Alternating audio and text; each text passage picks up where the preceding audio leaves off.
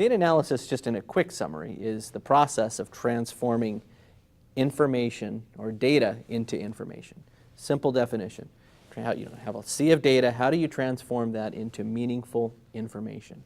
That process incorporates the collection, the transformation, the analysis, in some cases the mining, and the reporting of that information so that management can make, or the user, I should say, can make informed decisions on that data. So it's just transforming data into information.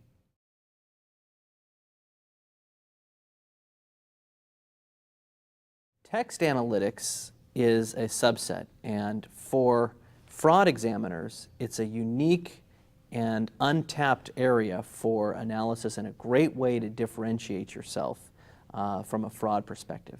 Text mining relates to the analysis of patterns, anomalies, term frequencies, concept analysis, link analysis. There's all sorts of different terms and techniques within text mining that allows the user of that data, transforming it into information that's meaningful, to extract meaning from the text used to describe. Traditionally, you've seen it in email. Obviously, in an investigation, email is very important. But more recently, in the text field journal entries of the descriptions of payables, travel and expenses, and other parts of the financial accounting system is now being mined, in addition to the traditional fraud tests, to be mined to really identify that corrupt intent.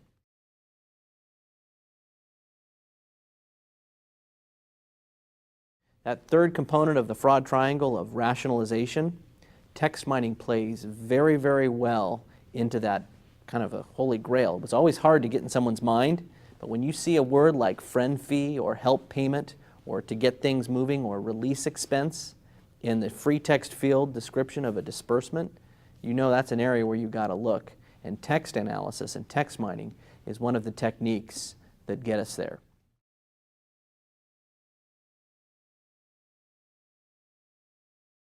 Forensic data analytics is unique. It focuses on the topic of fraud. And the types of tools and the way that we approach forensic data analytics is a little different, actually a lot different, than the traditional data analytics tests. When I think of data analytics from an accountant's perspective, I think of a lot of the rules-based types of tests, the matching, the filtering, the sorting, the things that we do in Microsoft Excel or Access or ACL, the joining and the filtering. Those are all great rules-based accountants types tests. Some of them do have a forensic nature to them because they are rules-based and they're descriptive statistics.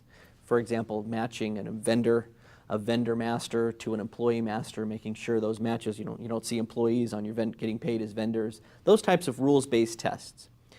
And you could argue that some of those are forensic analytics, but truly the advantage and where we see forensic analytics going is a lot into moving towards the more predictive and data mining types of forensic analytics, where we look at statistical anomaly detection, some of the text mining techniques that we're seeing in text mining of the journal entries, doing regression and predictive modeling.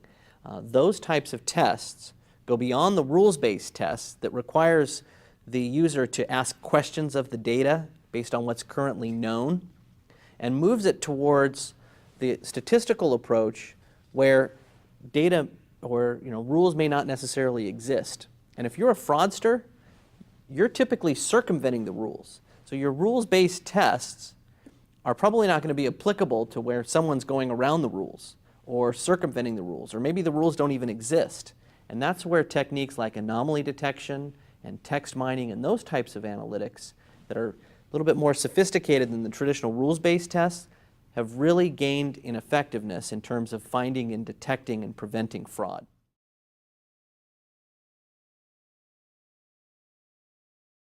The bane of everybody's existence when we do data analytics is false positives, especially when it's fraud.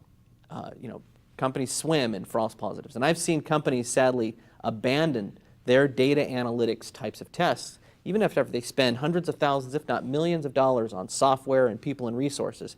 And they'll apply hundreds of these rules-based tests. And they just The problem with that is that, again, they're asking questions based on what currently is known.